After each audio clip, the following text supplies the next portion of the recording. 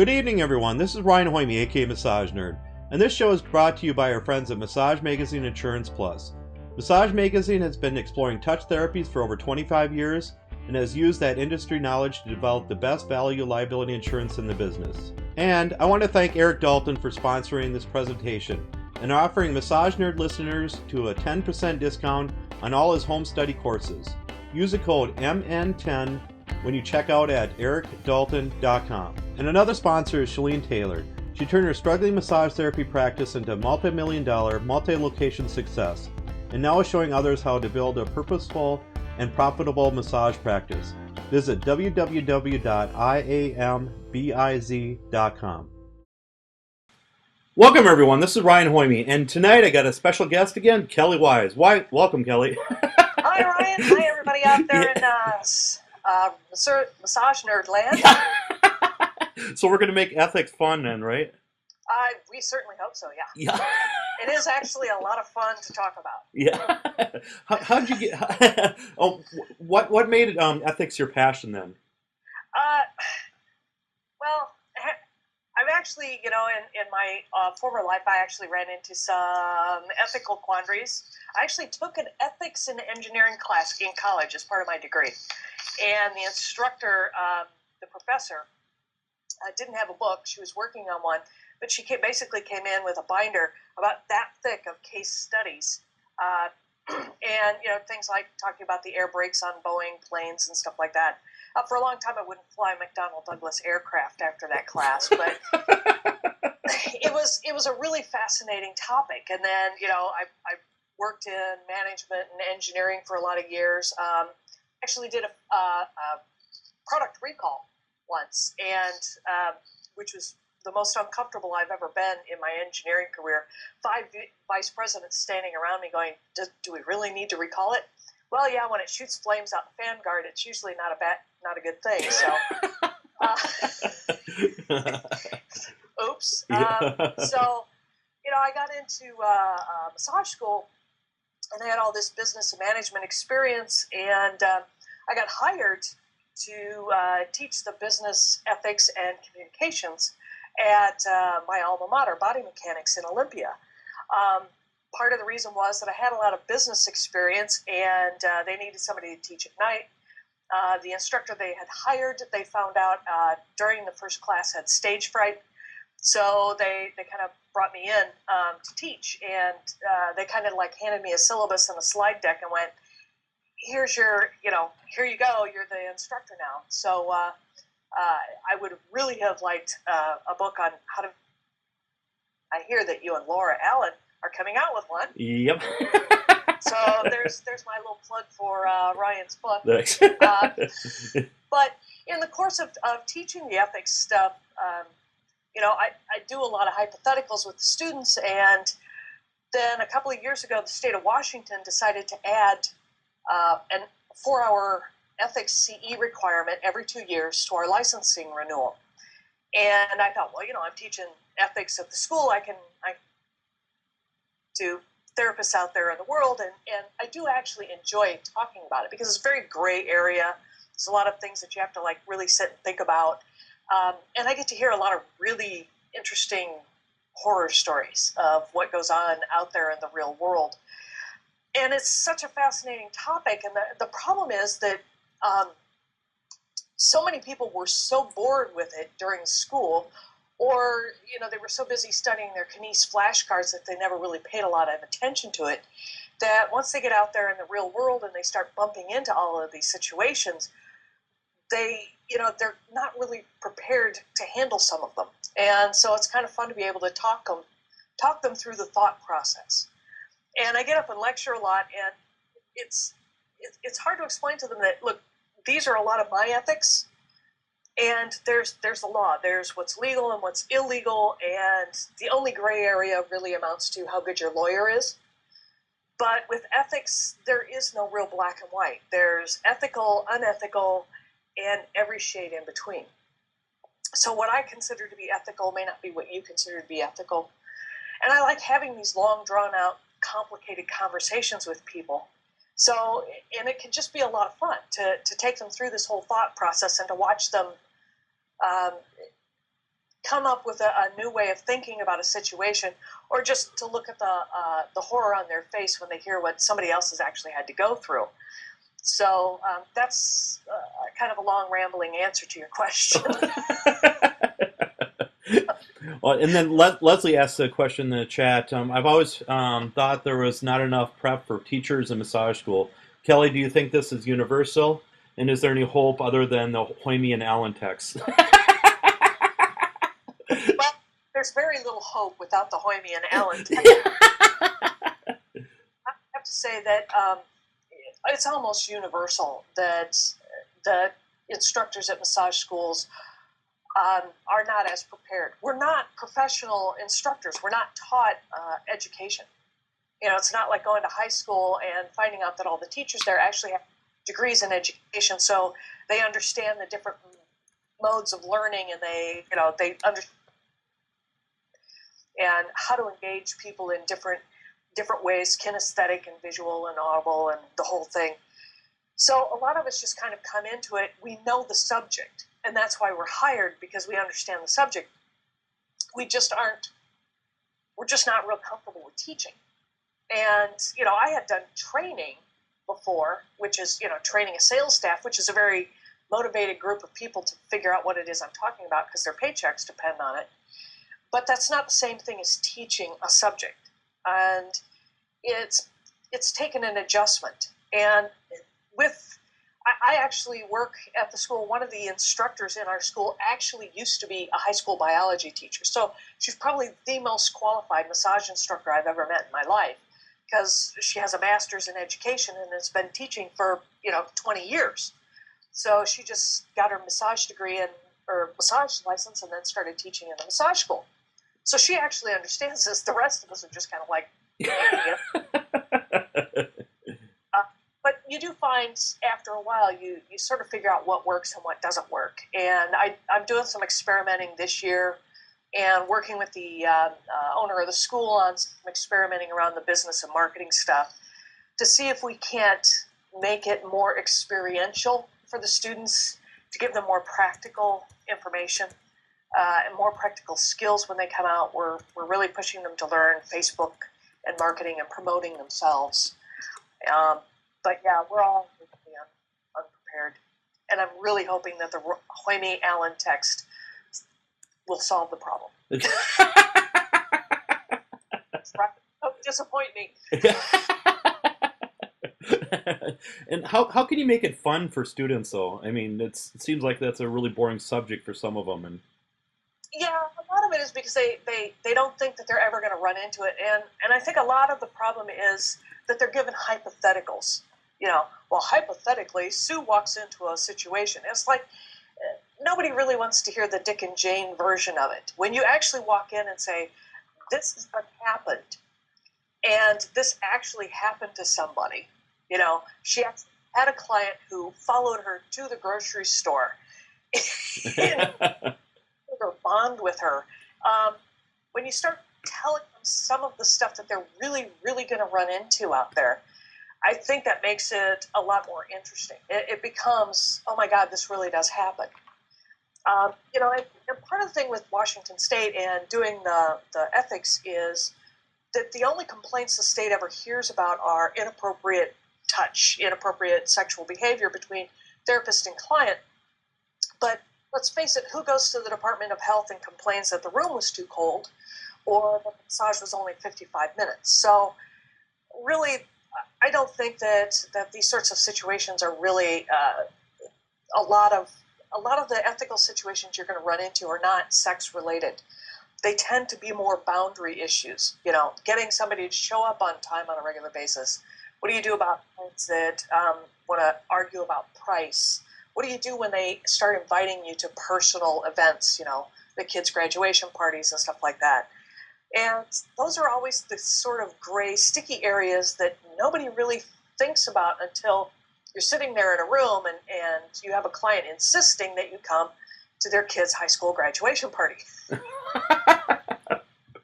clients, that's a lot of graduation parties. So you just try to bring in real life stuff. I don't find that role playing works all that well. because they don't, I don't think they really understand the client's situation. And so it's hard for the person playing the client to really be the client. Uh, the only exception would be how do you answer the sex for hire sorts of questions. And the first time you get one of those phone calls, your brain just kind of, you can almost hear like the skidding stop. What did he just say? But there's not a lot of situations you can really practice for. But it's a really hard subject to make fun. I try to bring just the sense of humor and to try and laugh about the situations we find ourselves in. Do you ever have any games like What Would Kelly Do? Or I sometimes have the, stump the instructor. And I talked to, I did the 4-hour training for the Washington AMTA's annual meeting. And so I've got 150 people in the room, so you can't like break into small groups or anything. And they were just hammering me with questions. And in the beginning, I'm like, I love the fact that you can come up with a question I can't answer. And it was about hour 2, and somebody finally asked one. I was like, I have no clue.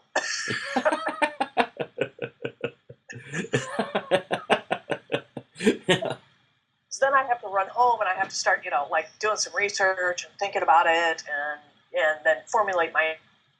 And Taya Countryman, a big shout out to her. She was in the room. She helped me out a little bit there too, because she knew a couple of the situations, and so she jumped in and gave some answers. So she's great. So thanks, Taya. Yeah. And then with ethics, what about, do you bring social media into it too? Go over all that, just because it's so new to everybody, it seems, and with ethics and. Yeah, I do. In fact, one of my I do 2 versions of my 4-hour ethics, and one of them is around social media specifically. And yes, social media it brings, when you look at the whole transference sort of dynamic that goes on between massage therapists and their clients, and then you throw social media in there, it can make it really sort of sticky and complicated. What do you do when your clients start following you on Facebook? And I had one therapist in my class who was she had a client who called and was in a lot of pain and needed a last minute appointment. And she told her, I can't, I'm fully booked. I just can't work you in tonight. Well, this client was also friends with her on Facebook, and the therapist actually had a family obligation. And so she had gone to this family barbecue and posted about it on Facebook. And the next thing you know, the client was all incredibly angry. Well, here I am in a lot of pain, and barbecue is more important. So that comes to the, I really like to draw that line between my clients and my massage practice, and I don't like my clients to be my Facebook friends. It's okay for them to be fans of my business page, but I don't want them to be friends, because you end up with these situations. And this therapist lost a client because of the fact that she had a family barbecue to client's pain. So, what do you do? And then what do you do if a client actually friends you and stuff? I mean, in the past kind of thing, and you didn't realize it and stuff. And so one of the things you could do is just go in and say, and send out a message, a newsletter or something to all of your clients. Don't single them out. And send it out saying, I've got a new fan page for the massage practice where I'm going to keep you up to date, and we can talk, and we can interact that way. And I'm also cleaning up my Facebook, my personal friends list, and I have a policy now where I'm not going to allow clients to be friends. So I may have to unfriend you if we have connected that way on Facebook, but I really encourage you to go to the to the business page and like that. That's what a lot of the medical associations are telling their practitioners to do. For a long time, like the AMA was telling all the doctors, oh, you can't have a Facebook page, but that's just not practical. And they've finally reached the point that, yeah, doctors do have Facebook pages, but to do that separation and to simply tell everybody, I'm going to unfriend you. It's nothing personal. It's a policy of the business, and it's recommended in this profession. So, and then if you send that message to everybody, then nobody, if your clients talk to one another, nobody feels like they're being singled out. Yep. And then Quality of Life asked, in-person networking groups, thank you for closed business, etc. And then she says, naming clients in that case. I don't. So I do the same. I've got the business networking groups where you've got to send in the thank you for closed business. And I just tell the networking groups, I can thank you for the business, I can thank you for the referrals, but I can't name them. And everybody's cool with that. Now, if that client goes and tells the person who referred them, wow, that was an awesome massage, and that's different. But by just client confidentiality, don't out your clients, and just do it anonymously. And the networking group should know that you can't name the client. Yep. Then she also says, I've only been speaking about clients who have reviewed me publicly online or given a testimonial about my services to the group. So. Yeah, and and if a client outs themselves on Facebook, wow, Kelli, they have declared that relationship, and so that's fine. But yeah, you can't rush back to Facebook and go, oh, I just massaged Bob. Boy, did he have a lot of back pain. And I see a lot of therapists work with sports teams, or with the Olympics coming up, or they work with celebrities, that sort of thing. When you work with a sports team, like if you're lucky enough to, and I'll just say the Chicago Bears because it's the only sports team I really follow. Bears. But if you are the massage therapist for the Bears, that's fine for you to tell people, and I'm the official massage therapist for the Chicago Bears. It's another thing to go on and say, look, I just, massaged Devin Hester, and wow, he's really going to be doing a lot better. You can't do that. There's more than one reason. First of all, you haven't been given permission to name that client by name. Second of all, especially when you work with sports teams, there's a lot of gambling that goes on around sports, and a lot of handicapping that goes on as to the basic health of the players. So when you start talking about the basic, fitness of the players to play, you could be changing odds on games, and really just, you could end up unemployed, really. It's one thing for you to work for the teams. It's another thing to talk about the player specifically. Now, if this player comes out and says, well, if it weren't for Kelli and the great massage, I wouldn't be able to play this week, that's different.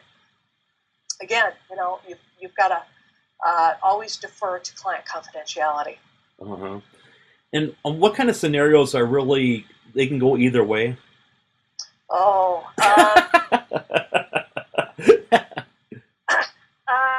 probably socializing with clients is one of the biggies I get. At what point, when you see the same clients over and over, and you see them every week or every couple of weeks, and you see them for a period of years, just in the small talk chit chat before you actually get into the massage, you get to know one another.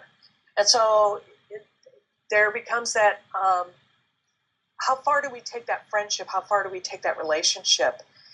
And I always advise people that are, especially if they're getting into the profession, or if they tend to have fairly soft boundaries, that it's okay to make your friends your clients, but it's not okay to make your clients your friends. And that's just kind of a rule of thumb. I mean, there's always exceptions. But you run into that problem of, are you assuming that there's more of a relationship there than there really is? And I've seen it from both, where either the massage therapist assumes that the clients are their friends, and they aren't, where they've depended on the clients to come to like personal events or stuff and they haven't, and feelings have been hurt, or vice versa, where these people come in, they take their clothes off and you touch them, and so they tend to build this sort of relationship in their head that you really are good friends and that you're their best friend or you're their psychotherapist. So there's always that as to how far you take that social relationship outside of the massage room. And just be really careful of that. The other thing I've seen that can kind of go either way, and maybe it's because of the building I work in, which is full of psychotherapists and family counselors, is I'll have clients come in, and they're unloading all of their, stresses of the week, and some of them bring in all their personal problems, and they're like, well, and you could just be my therapist, ha, ha, ha, ha, ha. It's like, no. But the temptation is, of course, that you want to give them advice, or that you want to, yeah, you really should leave him. And we're not qualified. We don't know what's going on. And sometimes we and myself included, you kind of overstep your bounds. Like, oh, I need to reel that one back in. No, you don't want to leave him. Trust me. Take that one up with your marriage counselor. And one thing that I seemed to have a hard time with back in the day was with reflexology. So when you're working on a certain area of the foot, you say, is this the stomach or anything else? And then they can really exaggerate on that. Oh, I have problems in my stomach, you name it. And so. Yeah. It's a lot of that is the placebo effect and the anti-placebo effect. Well, do you have a lot of problems with your hearing? What? People will start centering on those things that we bring up. So, yeah, you're right. Yeah. And then Leslie says, I've been thinking of issuing a blanket statement in the groups about how I haven't publicly thanked for the businesses to the group. It's because you need to be the first to declare that you're the client due to confidentiality reasons. I haven't done this yet because I kind of feel like I'm fishing for testimonials. Yeah, you don't have to do that. A lot of times, what I have seen a couple of places is that, like on their Facebook page or whatever, somebody will put on there a statement to the effect of anybody posting on this page, or you can't assume that the people that are have liked this page or posting on this page are necessarily my clients. They're basically saying, yeah, my mom could be in here or my friends or whatever, but don't assume that the people here are actually my clients. So you could do that. Yeah, people, am I fishing for testimonials? If that makes you uncomfortable. At the same time, if you need testimonials, there's absolutely nothing wrong with asking. It can be, you don't want to pressure people into it, but there's absolutely nothing wrong with sending out a statement to your entire clientele saying, hey, I'm working on a new website design. I need some testimonials. Send me an email or post something up on Facebook that I can use. And do you think testimonials are really beneficial then? Yeah, they're social proof. It's when you go to Amazon and you're looking at a book, and there's 15 books on the same subject, you go down to the reviews to determine, if more people liked it than hated it, or on this, book, the Hoyme and Allen book,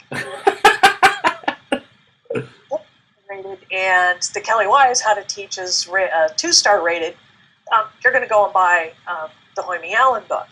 So when people are putting testimonials, if you put testimonials on your page, that's basically telling people that other people have used your services and like it, and that they might like it too. So it's kind of that review thing. And people like to know that they're the only one, that they're not taking a risk by coming to see you. Yeah. And do you think ethics is a lot of just basic common sense? It's a lot of basic common sense. And the thing is, you make I would say you make ethical decisions, but you carry on ethical decisions every day. all day. And made these decisions probably a long, long time ago, probably mostly when you were a serious teenager and were considering, the deep things of life.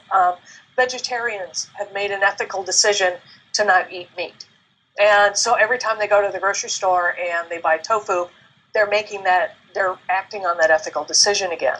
But a lot of ethical situations that we find ourselves in are just, it's complicated relationship stuff. And so if you just kind of step back from it and take sort of an objective view as opposed to an emotional view, you can kind of work your way through the right solution. But the problem is a lot of times when you're in that ethical situation, you're in an emotional state at the time, and it's going to interfere with your actual decision. But a lot of it is just common sense. Don't cheat on your taxes. Don't pocket your tips. That kind of stuff. And then some of the other, the finer points when you get into, like I said, the interpersonal relationships and how far do you take a friendship. How exactly do you fire a client is always an interesting thing to do. Yeah. Oh, and a great question in the chat from Leslie. It's if someone gives you a testimonial in one public forum, can you use it in another, copying the text of the Facebook testimonial on your website without asking? We stumped you! No. I would think so. I mean, once they posted it on your Facebook page, it's it's pretty much public. If you can always just shoot them a quick private message and say, can I use this on my website? I've never had anybody tell me no. I thought we stumped you.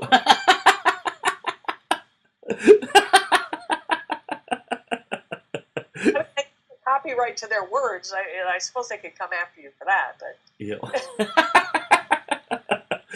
Well, the thing is, I mean, it seems like with social media, once you post something, it's everywhere, anyways, and yeah, it's Googleable, so anybody could find it. Especially if it's on your fan page, it's public, so it's not hidden behind that privacy filter. Your business page should be as public as you can. So I can Google and pretty much find those quotes. I could go to your Facebook business page and see the quotes. So even though I haven't liked your business, so yeah, it becomes public. Yep. Same thing with Yelp reviews. Oh.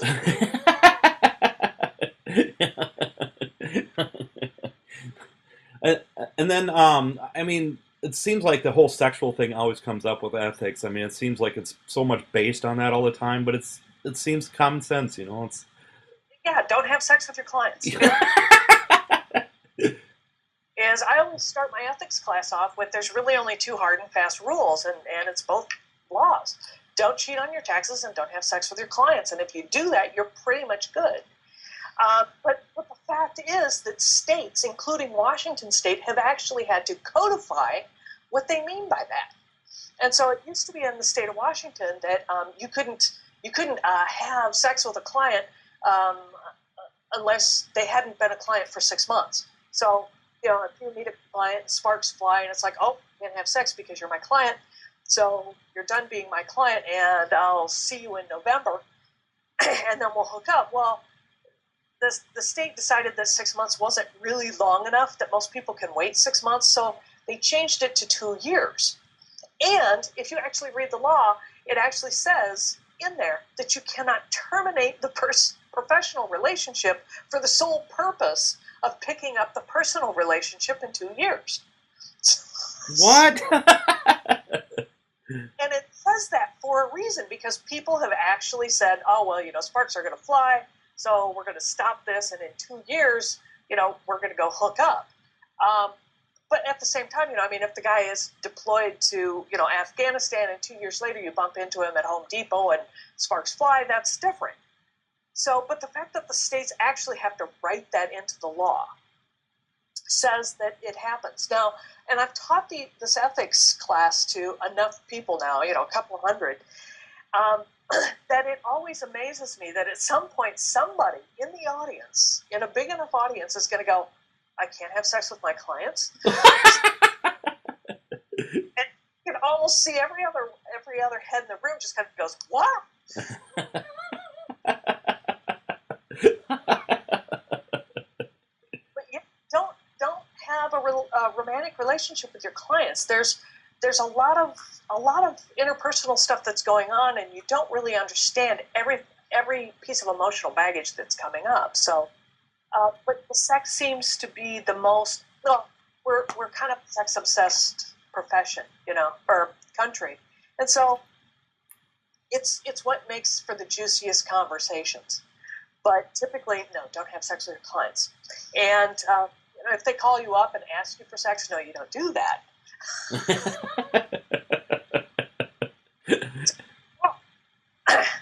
And yes, I've had them ask me over the phone. They never ask me in person.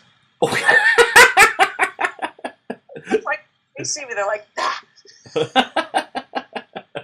What about accepting a big tip? Oh yeah. So it really depends. And I, as most people, I waited tables when I was in high school, and every now and then you would get that windfall tip. God, I got a $60 tip. If it's a one-time thing, if the client just comes in and they're just like, you've made it a massive change in my life, and here's a huge tip, I suppose you could accept it. The problem you get into is if the client is doing it on a regular basis, or if they're giving you a lot of gifts on a regular basis. At that point, I would say that client has a different assumption about the relationship than you do. And you're going to want to sort of either have that difficult conversation with them of, no, this is kind of going too far. And by the way, I'm your therapist and not your friend or whatever. But if it's like a one-time thing, gee, thanks for taking care of my mom, and here's $40. That's great. I will say that if it includes like automobiles and that sort of thing, no, I would decline it. Anything like jewelry, but I mean, I've had clients. I have one whose family owns one of the big tulip farms, and in this part of the country, we grow a lot of tulip and daffodil bulbs, and so when you grow them for bulbs, the flowers are kind of a waste and a byproduct. And so she actually came to my office with like 5 bundles of daffodils, and it was totally amazing, which I really enjoyed, and I shared them with everybody else in the building. But that's okay. Just nothing really huge. And if it becomes, like I said, if it becomes a regular thing, you've got a problem. Yep. And another question: how do you handle a referral reward program in an ethical matter? It depends on the state, but in the state of Washington, a monetary referral reward program is a Class C felony. It's considered payola because in the state of Washington, I'm considered a healthcare provider. So I cannot give a client a $10 coupon for referring their friends. Can't do it. Depending on your state and your attorneys, again, illegal, legal, depends on how good your attorney is. It might be legal in your state. So in my state, it's just, I can't do it. What I can do is I could have a big party for all of my clients or all of my best referrers. That's awesome. So it's going to depend on your state and whether or not it's legal. But I will say that if your state considers massage to be healthcare, referral rewards program is illegal. Oh, so make sure you talk to your accountant, everybody else beforehand. But if you remember the AMTA, each state chapter is going to have an attorney that they use, and a lot of times you can just call them up and ask them. I mean, that's how I found out that it was a Class C felony. Is I was, at the state convention, and I was talking to John Pike, who's the attorney that the state here uses, and he said, "Oh yeah, it's a Class C felony." Wow. get that message out. Yep. And question from Melissa: what are some really awful ethical fumbles by MTs when dealing with each other versus the client? Um, Ethical fumbles when dealing with, oh man, there are many. Talking about your clients, um, naming clients by name, um, things like, by the way, did you notice that Bob has really stinky feet? That kind of stuff is kind of rampant. I see it a lot on Facebook, where people are talking about their clients. Golly, there are just so many, marketing stuff to one another. I see when you go into business for yourself, having been in corporate America, I never run into this, but going into business for yourself and you go to networking meetings and these after hours things, and you find that there are more multi-level marketing schemes out there than you ever could have imagined.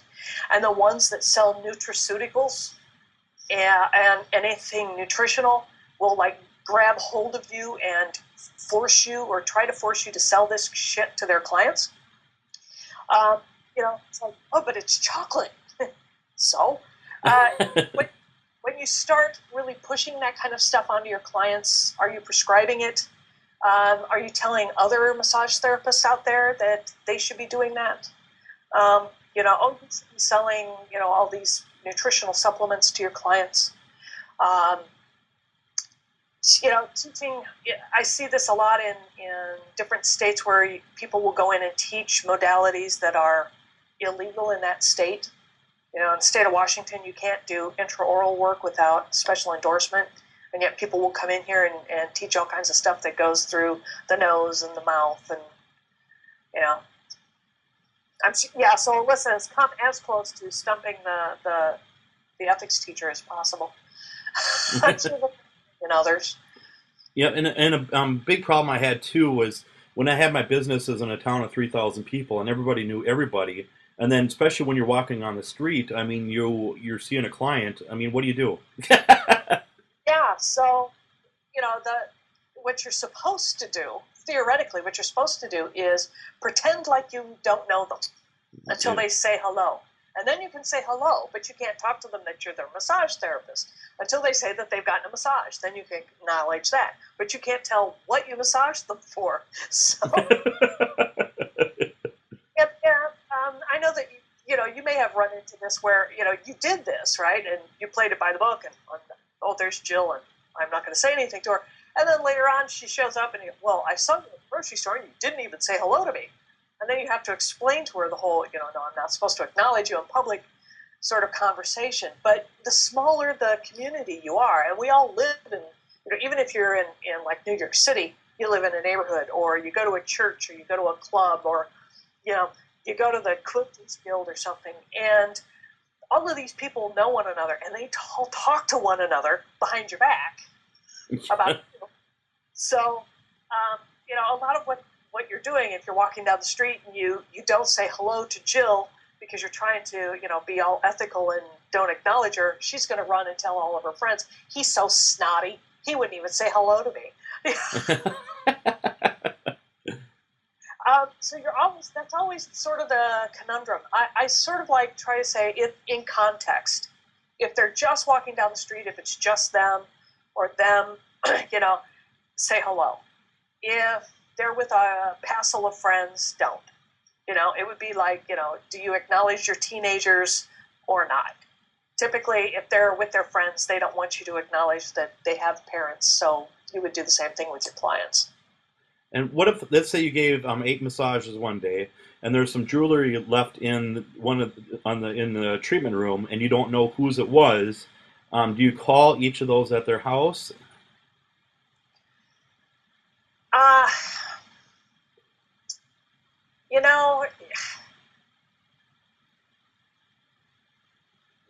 That's kind of the, if you call them at the house, well, how many of them are going to go, oh yeah, I left jewelry there.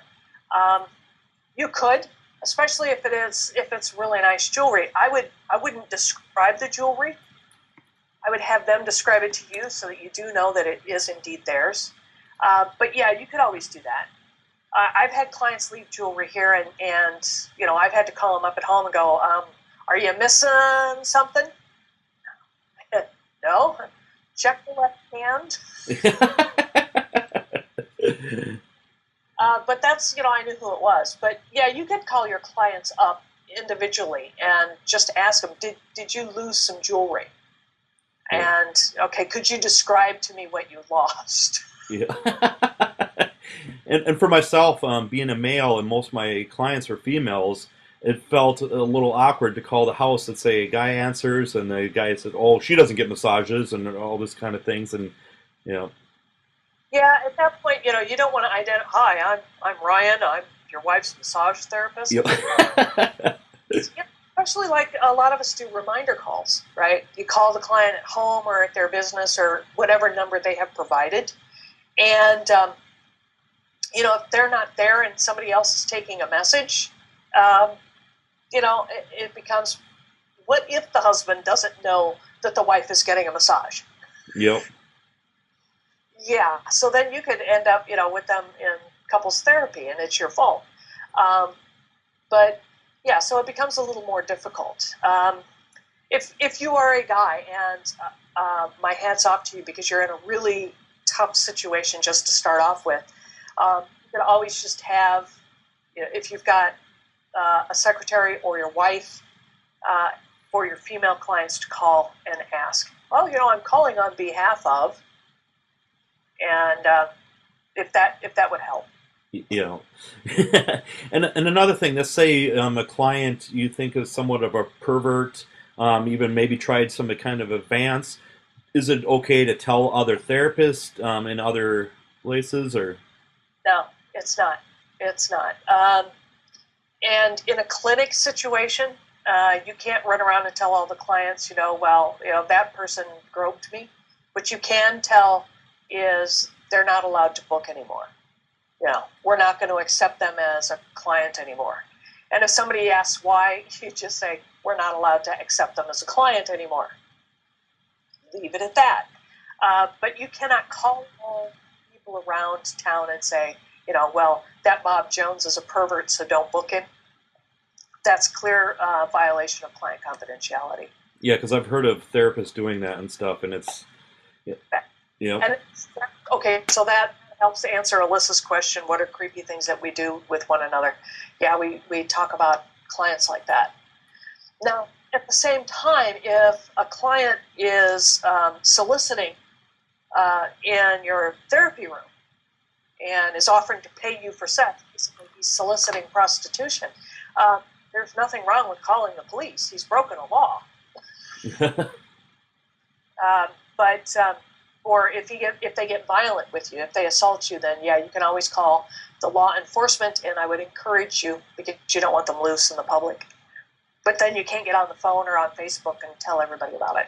Yep. And here's another thing that I know of a business doing is they make males when they come in to get massages, they take photocopies of their driver's license, but not the females. You can't do that. That's sexual discrimination. Yep. You're going to do it for the men, you got to do it for the women. And don't kid yourself that men are the only ones who get inappropriate in the massage room. Women do too. So, but yeah, don't single out the men. Now, at the same time, for therapist safety, and I do this myself, is if it's a new client, particularly if it's a man, I will not see them after a certain point at night when I'm more likely to be alone in the building. And that's just pure safety. If I've seen them once and I get a good vibe, then that's fine. I'll book them for 6:30 at night, but not until I've actually met them. And then here's another thing too. Let's say in a small town, a client comes in with a certain kind of ailment, and they say, "Oh, have you worked on people with these kind of ailments?" And then you say, "Oh, yeah, I worked on people with these kind of ailments." But the thing is, if it's a smaller town, they can maybe figure these kind of things out. But the way I got around with it, because I worked in a bigger town beforehand, I said, "Oh, in my other job in another town, this is what I did." But that's the way I was able to get around it. But other people, it might be harder. Yeah, it can be difficult when you're in a small town to not give away too much information. But other things you can do is say, well, I've had you know, educational experience, or I've had special training, or I worked on people like that when I was in school, or something to that. So I'm perfectly comfortable with that type of condition or illness or whatever. Especially anything that has any sort of stigma associated with it. But yeah, you don't want to, when you're in a small town, again, everybody knows one another in a town of 3,000. Yeah. And you don't really want them to start thinking about, well, if he's done other people with cancer, who else has cancer? Yeah. Yep. And here's another question in the chat from Leslie.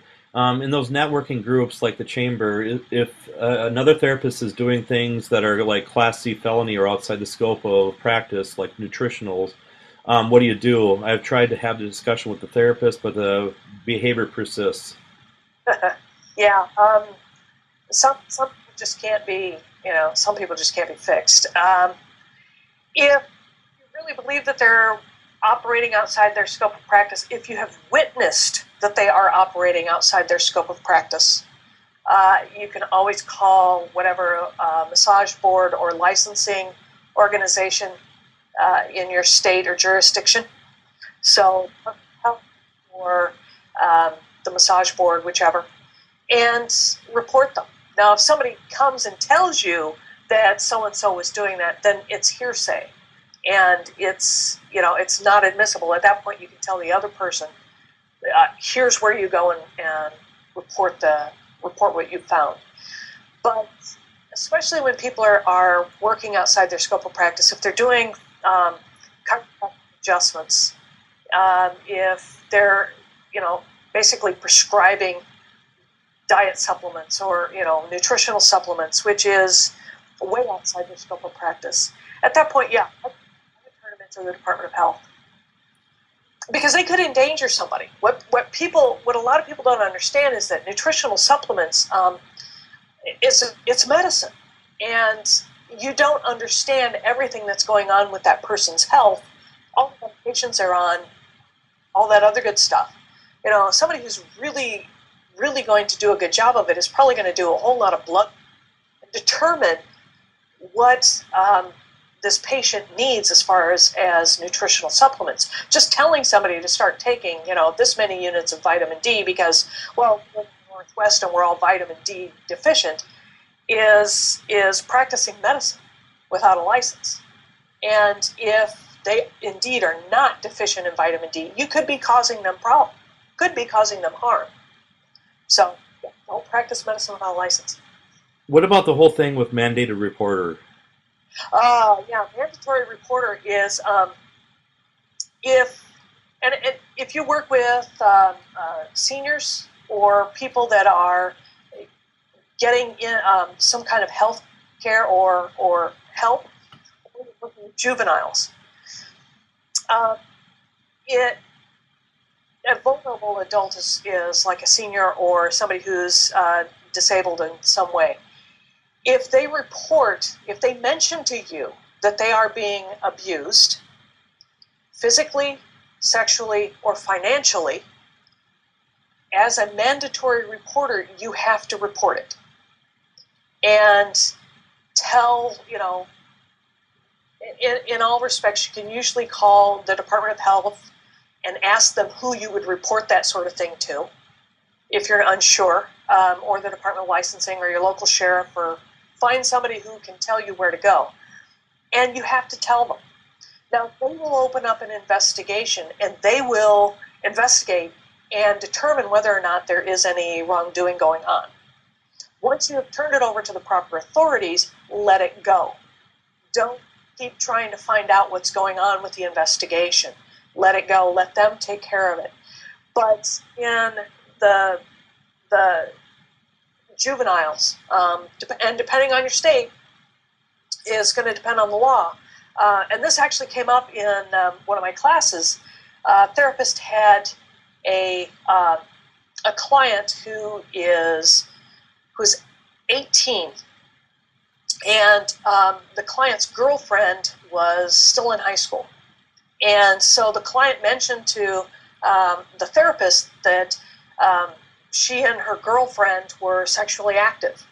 And so the therapist came to me and was like, so is she like, is she a child molester, and do I have to report her?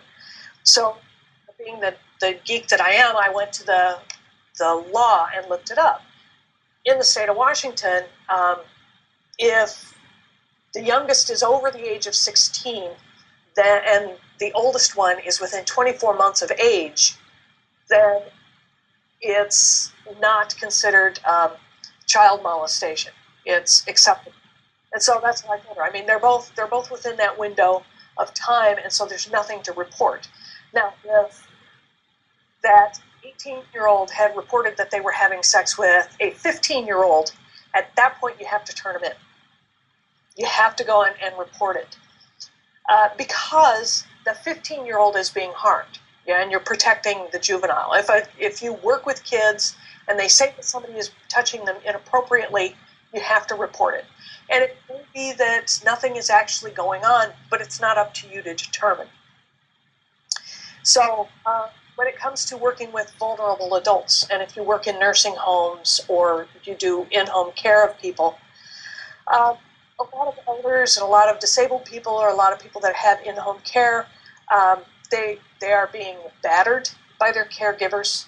Caregivers get frustrated or whatever, being neglected, with being withheld food.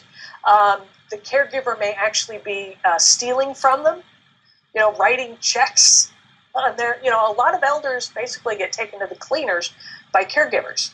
And if you suspect that, if you are dealing with an elder and they start showing up with odd bruises, start asking them questions. And now a lot of them may be bruising because they're on blood thinners, but if they start acting like they're being battered, ask. And if they report that they are, you are required to report that. And again, the authorities will investigate it, and it's up to them to determine whether or not anything is prosecutable. So step away from it. Yep. But take the mandatory reporting stuff seriously. Yep, and another question. If you have been told by a client that they are in a mutual, agreeable, consensual relationship that causes physical effects like bruises visible to the therapist, do you have an obligation to ignore or an obligation to report? Obligation to ignore. If neither of them falls within juvenile or vulnerable adult, then it falls under client confidentiality. I have had a couple of clients who are being actively abused by a domestic partner. And, the one came in, I fell, she's got a bunch of bruises down her back. And about 3 treatments later, well, actually, my boyfriend beats me up. For me she is fully capable of reporting him to the sheriff. And she is fully capable of getting away from him. Now, so need to go and report it is a broach of client confidentiality. She's not vulnerable. She's not helpless in any way. At the same time, you can always say, look, if you need to, there are places you can go and people you can talk to. If you feel a need, let me know, and I can get that information for you. Otherwise, ignore it. Yeah, and for myself, when I had my practice, this one lady, she actually had handprints on one of her arms. I didn't say anything and stuff like that, but I didn't know how to handle it at that time and stuff. And that's one of those. The first time you see it, there's just no way to really prepare yourself for looking at somebody who's obviously just had the crap knocked out of them.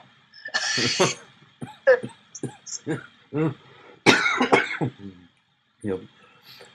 And is there any other kind of ethics stories that really stick out in your mind?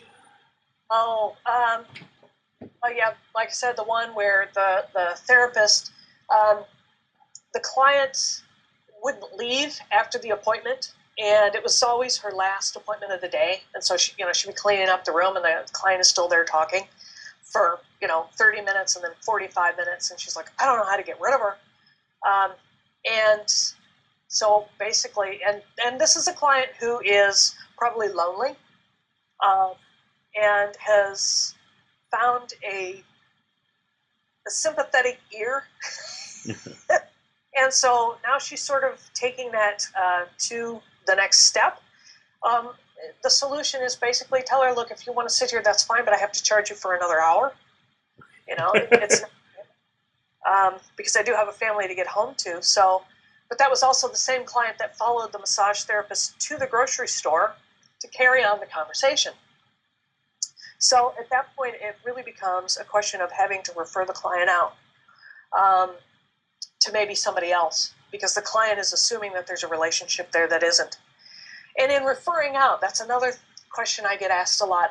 If you have a client that is, it's not just a question of being difficult, but they're just really awful clients. Maybe they're verbally abusive or whatever, or they're kind of creepy. And do you refer them out? Ethical to foist that problem onto somebody else is what somebody asked me. If you think that it's going to be a problem for the other person, then the answer to that is no, it's not ethical. However, there are situations where, for whatever reason, and we have our own emotional baggage too, a client may just trigger a reaction in you, and you just dislike the person on site for some of your own other reasons, and they're a perfectly lovely person otherwise. In that case, it's a good idea to refer them to somebody who might be better suited to them. Maybe they just need somebody who's more assertive, or somebody who's, has a different personality than you do. In that case, that's fine. But if you really believe that the client is going to be a significant problem for the next person, do not refer them out. When they ask, when you tell them, look, I don't think I can help you anymore, and I don't think we should reschedule because I'm not helping you anymore. If they say, do you have the name of anybody? One of the things you can do is just lie and say, everybody I know is fully booked. So, no, there's nobody I could refer you to at this time. You're a jerk, and I wouldn't foist you on my worst enemy. And then Leslie says, Kelly, thanks for picking apart my blog post after plantar fasciitis with Alyssa last month. You're welcome. Some victim. Nice of you. And she's putting her name out there, so it's okay to talk about her online, right?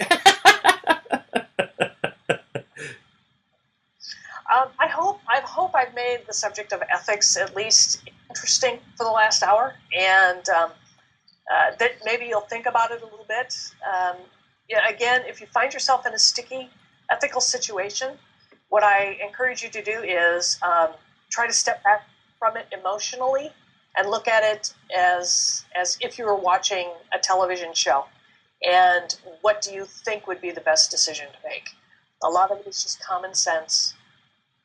Yeah, because if you have to actually think about it, more than likely, don't do it, right? Before you actually act. And it feels icky. It probably is icky. Yeah, don't do it. Yeah.